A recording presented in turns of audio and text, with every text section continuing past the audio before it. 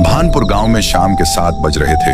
धीरे धीरे अंधेरा हो रहा था। रुद्र और आयुष को स्कूल से भानपुर गांव वापस आने में देरी हो गई थी। दूसरी ओर साक्षी भानपुर गांव के अंदर पहुंच चुकी थी। उसके सामने से चल के एक लड़की आकर साक्षी के सामने रुक जाती है। चेहरे पर मास्क लगा हुआ था। वह लड़की सीधा साक्षी के बदन के चीथड़े उड़ा देती है। रुद्र भी रास्ते से भानपुर गांव आ रहा था। तभी उसके सामने वही लड़की आती है जिसका चेहरा मास्क से ढका हुआ था। वह भी रुद्र के सामने आकर रुक जाती है। उन दोनों के बीच कुछ बात चल रही थी, पर अचानक से उस लड़की ने रुद्र का सर धड़ से अलग करके चीथड़े उड़ा दिए। अब बचा था आयुष। उसके सामने भी वही लड़की आकर रुक जाती है। वह लड़की आयुष से एक सवाल पूछती है, क्या मैं खूबसूरत हूँ? आयुष ये सवाल सुनकर हैरान रह गया। उसने उसकी आंखें देखकर कहा, हाँ तुम खूबसूरत हो। पर ये कहते कहते ही उस लड़की ने अपना मास्क हटा दिया और वह कोई लड़की नहीं बल्कि एक चुड़ैल थी जिसका मुंह बेहद डरावना था। फिर उसने दोबारा पूछा, अब बताओ क्या मैं खूबसूरत हूँ? आयुष ने कांपते हुए कहा, नहीं तुम बिल्कुल भी खूबसूरत नहीं हो। तुम कौन हो? ये कहते ही उस चुड़ैल ने बच्चे का सर धड़ से अलग कर दिया। अगली सुबह टीचर राइस्टार, जो उन बच्चों के स्कूल का सर था,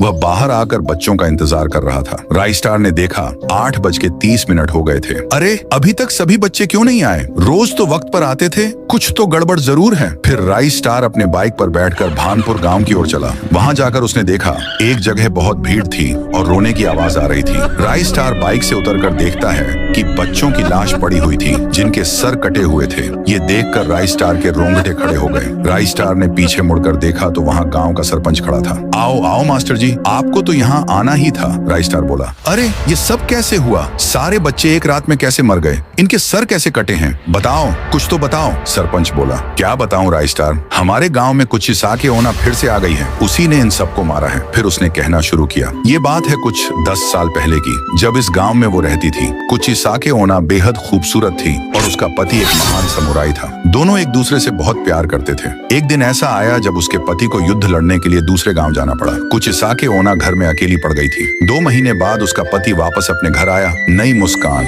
नया प्यार लेकर। जब वह ऊपर गया तो उसने देखा कि कुचिसाके ओना किसी दूसरे व्यक्ति के साथ थी। ये देखकर उसका पति बहुत भड़क गया। उसने सीधा कटाना निकाला और दोनों के भी सर धड़ से अलग कर दिए। इसी वजह से वह आज भी सड़कों पर घूमती है और उधर से गुजरने वालों से एक ही सवाल पूछती है, क्या मैं खूबसूरत हूँ?